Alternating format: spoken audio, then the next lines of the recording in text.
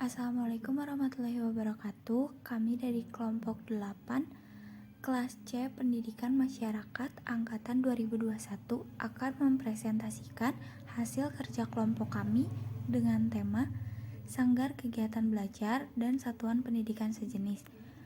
Anggota kelompok Adinda Salsabila, Gian Rizkianto, Martina Amelia, Muhammad Saipul, dan Sinta Naila. Kami mengambil judul mengenai peningkatan taraf hidup masyarakat melalui Sanggar Kegiatan Belajar dan Satuan Pendidikan Sejenis.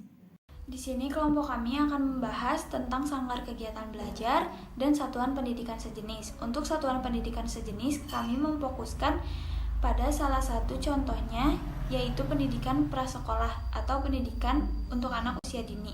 Contohnya adalah kelompok bermain. Dengan pokok bahasan yang pertama, apakah Sanggar Kegiatan Belajar bisa membantu meningkatkan kualitas sumber daya manusia?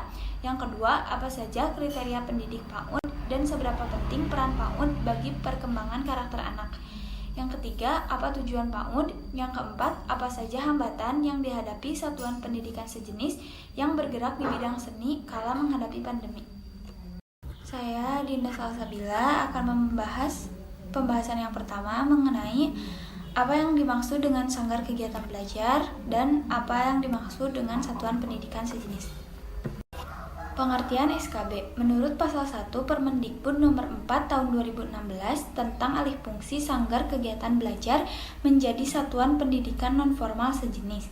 Sanggar Kegiatan Belajar disingkat SKB adalah unit pelaksana teknis dinas yang menangani urusan pendidikan pada kabupaten atau kota yang berbentuk Satuan Pendidikan Non-Formal Sejenis.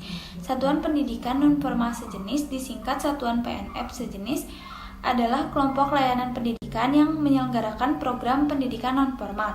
Program pendidikan non-formal disingkat program PNF adalah layanan pendidikan yang diselenggarakan untuk memberdayakan masyarakat melalui pendidikan kecakapan hidup, pendidikan anak usia dini, pendidikan kepemudaan, pendidikan pemberdayaan perempuan, pendidikan keaksaraan, pendidikan keterampilan dan pelatihan kerja, pendidikan kesetaraan, serta pendidikan lain.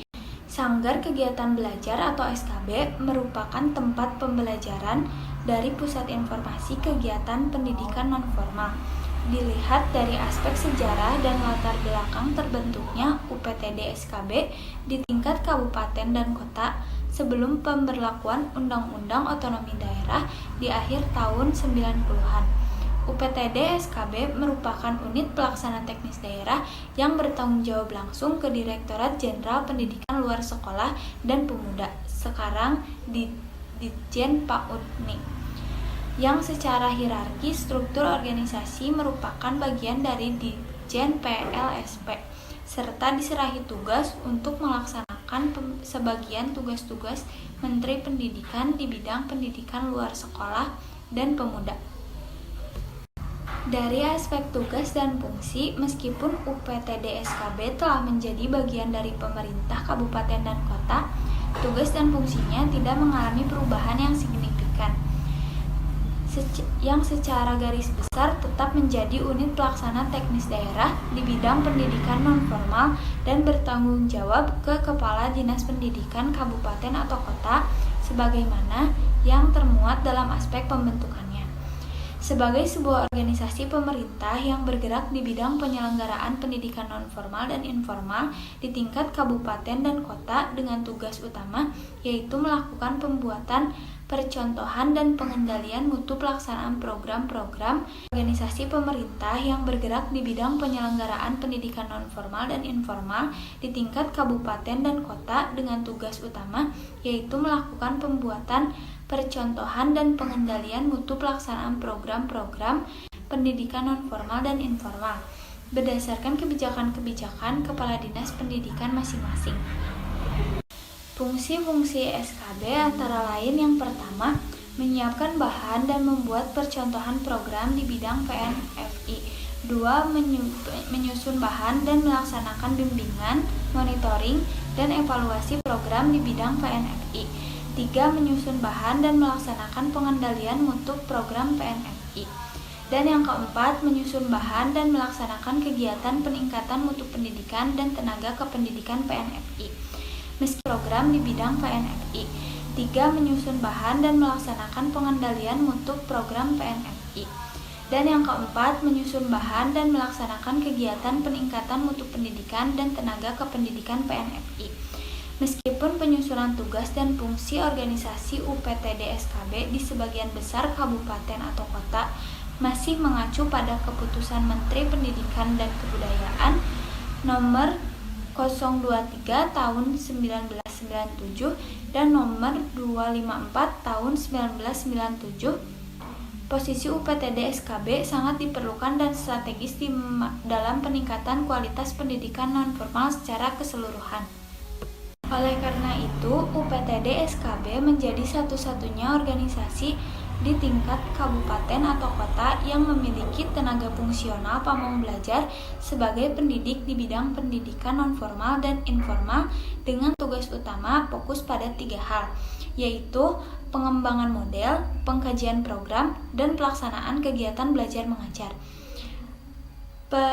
Permenpan dan RB 015 tahun 2010. Ketiga tugas utama ini merupakan tugas-tugas di bidang pendidikan nonformal untuk mendukung pelaksanaan tugas dan fungsi organisasi.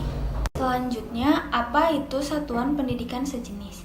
Satuan pendidikan sejenis adalah pendidikan nonformal yang diselenggarakan oleh masyarakat dalam rangka memenuhi kebutuhan belajar dan untuk meningkatkan pengetahuan, keterampilan, dan perubahan sikap. Cakupannya sangat luas, maka kegiatan tersebut perlu adanya landasan hukum yang bisa menjamin keberadaan kegiatan tersebut.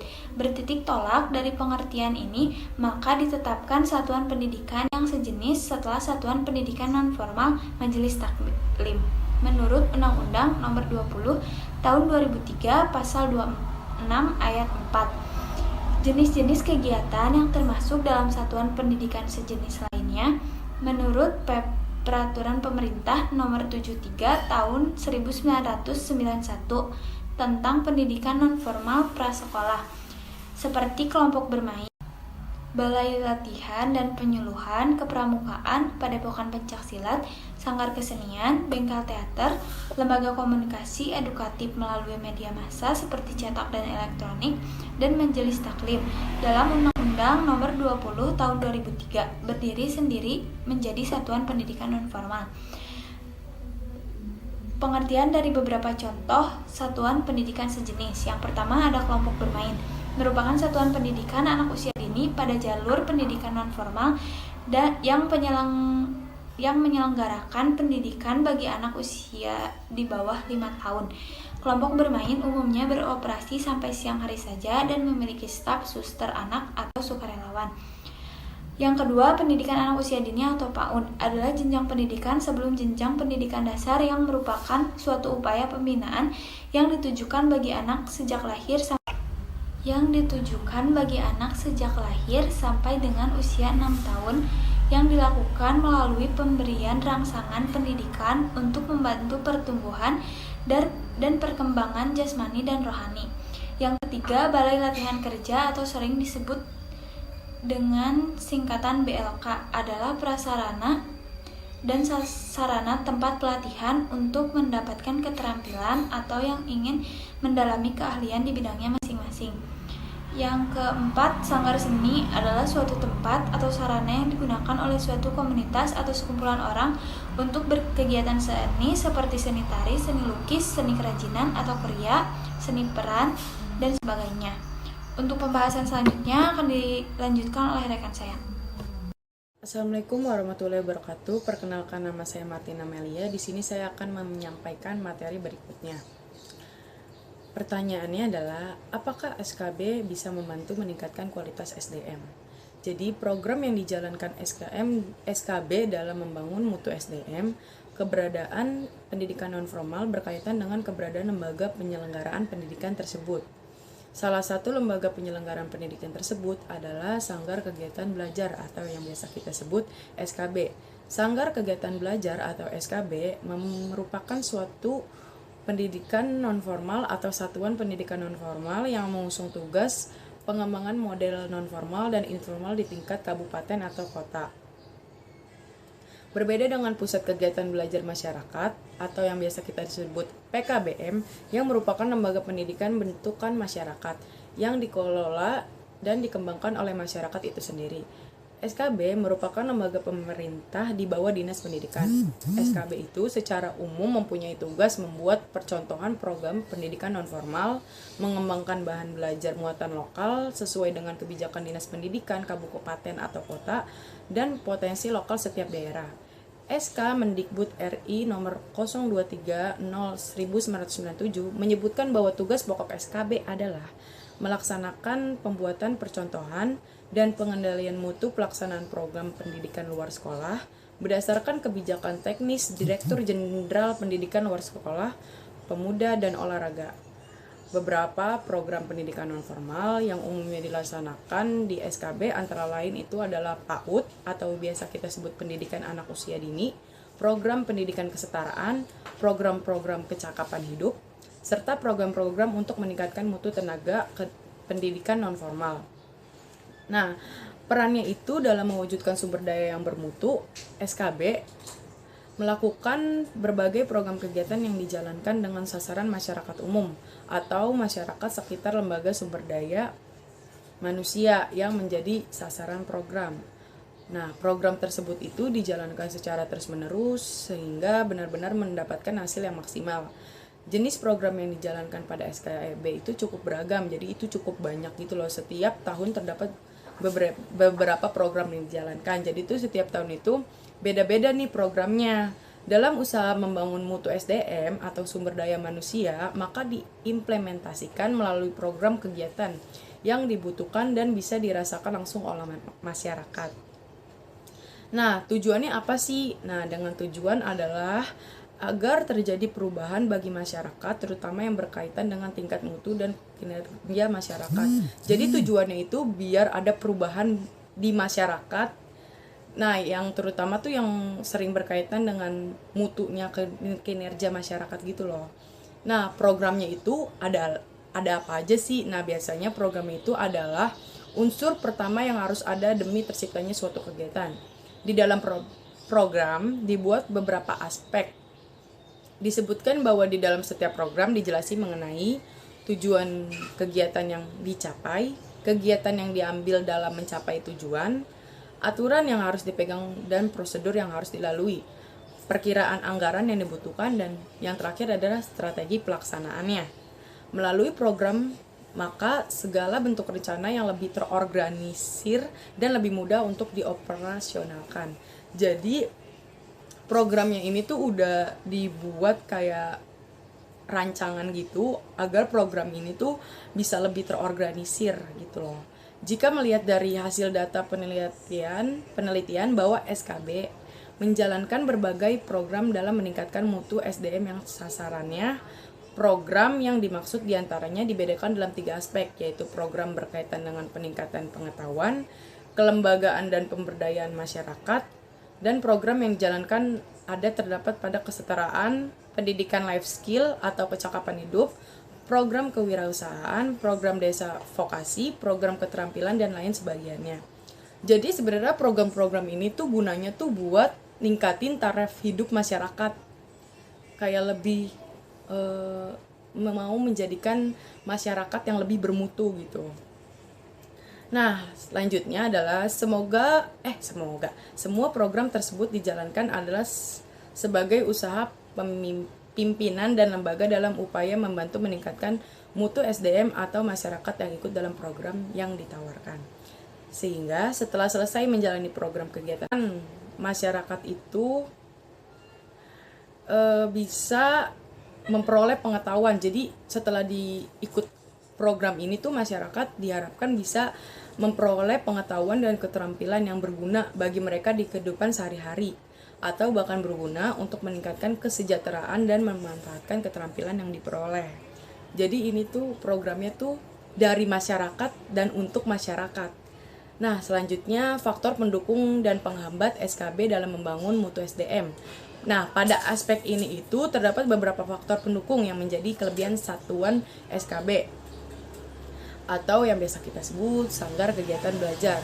Dalam menjalankan programnya untuk membangun mutu SDM, Terdapat beberapa dukungan diantaranya sarana dan prasarana yang cukup memadai, masyarakat dan pemerintahan. Setempat yang cukup mendukung. Jadi kalau misalnya pemerintah setempat belum cukup mendukung, ya itu belum jadi yang kayak faktor pendukungnya gitu. Terus juga ada tenaga pendidik dan kependidikan yang cukup memadai dan kompeten sesuai dengan kualifikasinya. Serta adanya lembaga mitra untuk membangun kerjasama dalam pelaksanaan program. Nah, dengan adanya dukungan ini tentu berpengaruh pada keberhasilan suatu program yang dijalankan. Jadi kalau misalnya ada salah satu faktor pendukung ini yang tidak ada, itu kayaknya bakalan bisa jadi gagal gitu, nggak bisa berhasil. Program ini nggak bisa dijalankan berhasil karena faktor pendukungnya itu nggak ada satu. Misalnya kayak entah itu dari tenaga kependidikannya, entah itu sarana prasarananya nggak cukup gitu. Nah lanjut ya. Di sisi lain, upaya yang dilakukan lembaga SKB dalam upaya meningkatkan kualitas mutu sumber daya manusia masih terdapat faktor penghambat. Nah, jadi selain ada faktor pendukungnya juga ada faktor penghambatnya nih. Kira-kira apa sih faktor penghambatnya? Ini kita bisa lihat ya di sini. Faktor penghambat yang selama ini masih dirasakan seperti masih ada sebagian masyarakat yang kurang menyambut baik program yang ditawarkan. Jadi kadang-kadang kan kayak masyarakat kita kan suka menyepelekan gitu kan. Ini kayaknya program ini nggak penting deh, padahal itu penting buat kesejahteraan mereka sendiri. Karena itu program dari masyarakat untuk masyarakat juga. Nah, dan juga kita juga biasa banyak kan nemuin karena tidak semua keterampilan diminati oleh masyarakat sekalipun sudah melalui analisis kebutuhan masyarakat. Jadi sekalipun udah dianalisis nih masyarakat ini kurang terampil dan mau dilatih, tapi tuh kadang tuh masyarakat ini tuh nggak mau gitu loh. Terus juga ada mayoritas masyarakat masih berpikir instan. Jadi kayak dia tuh mikirnya kayak ya udah bisa sendiri gitu tanpa harus dilatih. Nah, ada juga nih pemasaran hasil produk dari unit-unit atau kelompok belum maksimal sehingga masyarakat belum percaya. Jadi kan emang kalau misalnya di Indonesia ini kadang program dari pemerintahan itu suka kurang dipercaya ya oleh masyarakat. Jadi sebenarnya maklum aja sih kenapa masyarakat masih belum percaya kepada hasil produksi dari unit-unit kelompok tersebut. Dan yang berikutnya masih kurangnya minat belajar masyarakat terutama pada program pendidikan kesetaraan, serta masih ada masyarakat belum merasa butuh pendidikan atau keterampilan. Karena kayak yang saya sebutkan tadi, kalau masyarakat kita tuh masih yang kayak berpikir instan gitu, kayak ya udah dia bisa sendiri gitu tanpa harus dilatih. Padahal mah emang harus dilatih kan untuk itu tuh manfaatnya juga buat diri kita sendiri gitu loh. Nah, lanjut lagi.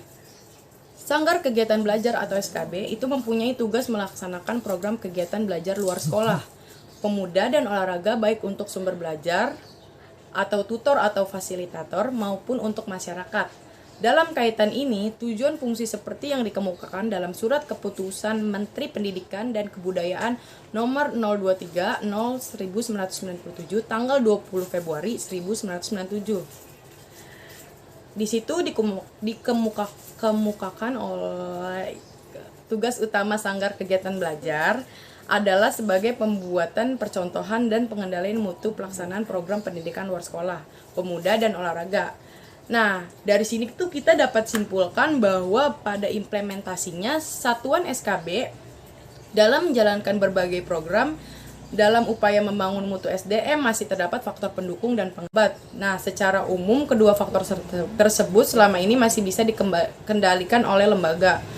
Faktor penghambat yang menjadi kendala selama ini yang cukup dirasakan adalah masih banyak masyarakat yang berpikir instan untuk maju atau untuk sejahtera, sehingga sedikit kurang antusias dengan kehadiran program yang ditawarkan. Sedangkan faktor pendukung selama ini di SKB yang benar-benar dirasakan diantaranya saat ini sarana sudah sangat mendukung, pemerintah sangat perhatian, serta adanya kerjasama dengan mitra dalam menjalankan program. Jadi emang kalau misalnya faktor pendukungnya ini tuh pemerintah tuh udah mendukung, sarana dan prasarananya juga sudah mendukung, tapi dari masyarakat kitanya itu masih kurang. Nah, sekian pemaparan materi dari saya. Selanjutnya saya kembalikan kepada moderator. Terima kasih. Perkenalkan, nama saya Gianni Skianto. Pada kesempatan kali ini saya ingin menjelaskan apa saja kriteria pendidik PAUD dan seberapa besar pentingnya peran PAUD bagi anak. Di sini tidak ada kriteria khusus untuk menjadi pendidik PAUD. Bahkan banyak para pendidik PAUD yang basicnya berasal dari ibu rumah tangga. Hanya saja para pendidik PAUD diharapkan memiliki yang pertama, yaitu pendidik PAUD harus memiliki rasa kasih sayang terhadap anak. Yang kedua, pendidik PAUD memiliki minimal dasar pendidikan PAUD tingkat 1 yang dapat diperoleh dari seminar resmi yang diselenggarakan oleh Dinas Pendidikan. Yang ketiga, untuk lebih memaksimalkan ilmunya, para pendidik PAUD bisa kuliah guruan PAUD. Lalu yang keempat, pendidik PAUD harus mampu memahami mental serta psikologi anak. Hal ini bisa dipelajari juga melalui seminar karena anak pada usia dini belum bisa mengungkapkan emosinya, selain melalui tingkah dan perilaku mereka. Tidak banyak orang berminat menjadi pendidik PAUD, karena PAUD merupakan sekolah non-formal dan para pendidik bukan PNS, serta tidak dapat gaji meskipun PAUD terdapat di Dinas Pendidikan, namun PAUD tidak mendapat anggaran dari APBN. Tapi, PAUD sudah terdaftar pada Dapodik mendapat anggaran dari pemerintah untuk keperluan AP, atau alat peraga edukasi. PAUD penting sebagai dasar pendidikan sosial untuk anak, karena dalam pelaksanaan kegiatan PAUD adalah bermain sambil belajar. Jadi anak usia dini diajak bermain, mengandung unsur edukasi, serta secara tidak langsung mereka belajar bagaimana cara bersosialisasi dengan teman sebaya. Belajar bekerja sama dengan teman, belajar menghargai hasil karya teman, serta belajar meningkatkan rasa empati terhadap lingkungan sekitar. Ilmu-ilmu inilah yang nantinya akan menjadi bekal melanjutkan pendidikan ke TK atau SD. Oleh karena itu, dalam aspek penilaian peserta didik, isinya kebanyakan berisi tentang kehidupan sosial anak. Selain sebagai dasar pendidikan sosialisasi anak, PAUD penting karena tidak semua orang tua mampu mendidik anaknya dengan baik. Apalagi anak pada masa golden age, di mana anak sedang ada dalam fase serba ingin tahu.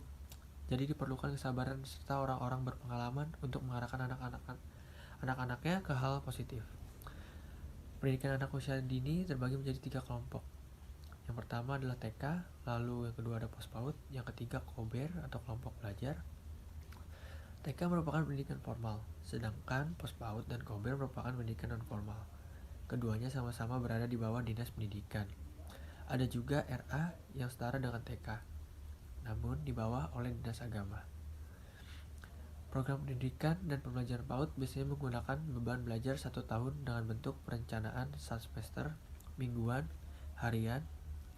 Selain mendidik PAUD, peran orang tua juga diperlukan sebagai narahubung antara anak dengan PAUD. Untuk materi selanjutnya akan dilanjut oleh Sinta. Assalamualaikum warahmatullahi wabarakatuh. Saya Sinta Najisyara, NPM 212103508. Di sini saya akan menjelaskan tujuan PAUD. Apa sih tujuan PAUD itu? Tujuan PAUD yang ingin dicapai adalah untuk mengembangkan pengetahuan dan pemahaman orang tua dan guru, serta pihak-pihak yang terkait dengan pendidikan anak usia dini. Secara khusus, tujuan yang ingin dicapai adalah yang pertama, dapat mengidentifikasi perkembangan fisiologis anak usia dini dan mengaplikasikan hasil identifikasi tersebut dalam pengembangan fisiologis yang bersangkutan. Yang kedua, dapat memahami perkembangan kreativitas anak usia dini dan usaha-usaha yang terkait dengan pengembangannya. Yang ketiga, dapat memahami kecerdasan jamak dan kaitannya dengan perkembangan anak usia dini. Yang keempat, dapat memahami arti bermain bagi perkembangan anak usia dini. Yang kelima, dapat memahami pendekatan pembelajaran dan mengaplikasikannya bagi pengembangan anak usia anak-anak.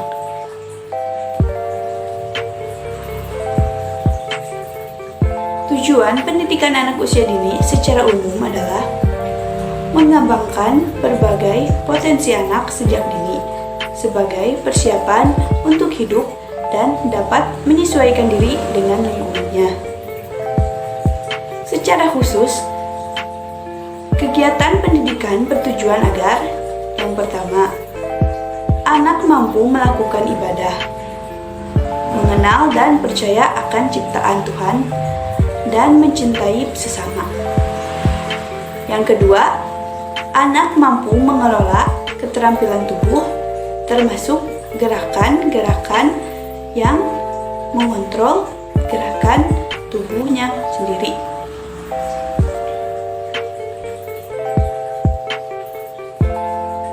Serta menerima rangsangan sensorik panca indera. Yang ketiga, anak mampu menggunakan bahasa untuk pemahaman bahasa fasih dan dapat berkomunikasi secara efektif yang bermanfaat untuk berpikir dan belajar. Yang keempat, anak mampu berpikir logis kritis, memberikan alasan memecahkan masalah dan menemukan hubungan sebab akibat. Yang kelima, anak mampu mengenal lingkungan alam, lingkungan sosial, peranan masyarakat, dan menghargai keragaman sosial dan budaya, serta mampu mengembangkan konsep diri, sikap positif terhadap belajar, kontrol diri, dan rasa memiliki. Keenam, anak memiliki kepekaan terhadap irama, nada, birama, berbagai bunyi bertepuk tangan, serta menghargai hasil karya yang kreatif. Selain itu, tujuan pendidikan anak usia dini adalah yang pertama, membentuk anak Indonesia yang berkualitas. Yang kedua, membantu menyiapkan anak mencapai kesiapan belajar akademik di sekolah. Yang ketiga, intervensi dini dengan memberikan rangsangan sehingga dapat menumbuhkan potensi-potensi yang tersembunyi. Yang keempat, melakukan deteksi dini terhadap kemungkinan terjadinya gangguan dalam pertumbuhan dan perkembangan potensi-potensi yang dimiliki anak. Sekian yang dapat saya sampaikan. Mohon maaf bila ada kesalahan. Materi selanjutnya akan disampaikan oleh rekan saya. Wassalamualaikum warahmatullahi wabarakatuh. Apa saja tantangan dan hambatan yang dihadapi kala pandemi dalam pelaksanaan program satuan pendidikan sejenis yang bergerak di bidang seni. Salah satu contoh dari satuan pendidikan sejenis di bidang seni adalah Sanggar Seni dan Bengkel Teater. Di masa pandemi seperti sekarang ini, di mana diberlakukan pembatasan kegiatan masyarakat, membuat beberapa para pekerja seni lepas terancam gulung tikar karena tidak semua pekerja seni atau guru seni adalah PNS. Bagi sanggar seni atau bengkel teater yang biasa tampil untuk acara pagelaran atau pernikahan dan lain-lain, pasti mendapat kesulitan karena semenjak pandemi COVID-19 ini sepi tawaran kerja. Selain itu, sulitnya mengadakan pertemuan menjadi salah satu faktor pemicu bagi para pekerja seni terancam gulung tikar. Yang namanya pembelajaran seni itu lebih efektif jika belajar secara face to face. Sedangkan di kala pandemi ini kita semua harus diharuskan untuk tidak berkerumun terlebih dahulu. Selain itu, ada juga beberapa anak yang tidak bisa mengikuti pembelajaran tanpa bimbingan gurunya langsung. Upaya yang bisa dilakukan adalah beradaptasi dengan kebiasaan baru serta mulai memanfaatkan kemajuan iptek. Bagi sanggar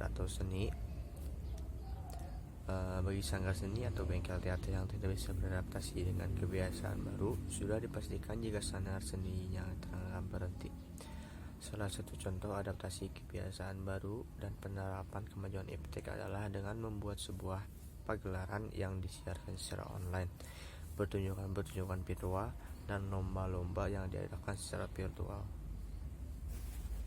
Dapat disimpulkan bahwa SKB adalah unit pelaksana teknis dinas yang menangani urusan pendidikan pada kabupaten atau kota. SKB berbentuk satuan pendidikan nonformal sejenis yang menyelenggarakan program pendidikan nonformal. Maka SKB seperti halnya sekolah pada umumnya, ia adalah satuan pendidikan. Bedanya SKB menyelenggarakan pendidikan nonformal, sedangkan sekolah menyelenggarakan pendidikan formal. Bentuk pendidikan nonformal yang diselenggarakan SKB dapat berupa pendidikan kecakapan hidup, pendidikan anak usia dini, pendidikan kepemudaan, pendidikan pemberdayaan perempuan, pendidikan keaksaraan, pendidikan keterampilan dan pelatihan kerja, pendidikan kesetaraan, serta pendidikan lain yang ditujukan untuk mengembangkan kemampuan peserta didik. Hal ini disesuaikan dengan kebutuhan dan kemampuan yang ada. Berikut adalah beberapa contoh gambar dari sanggar kegiatan belajar dan satuan pendidikan sejenis.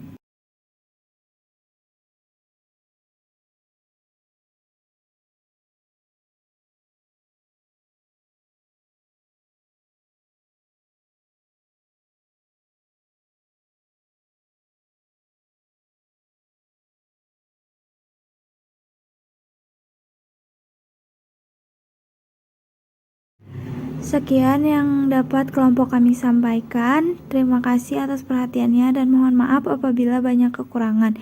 Wassalamualaikum warahmatullahi wabarakatuh.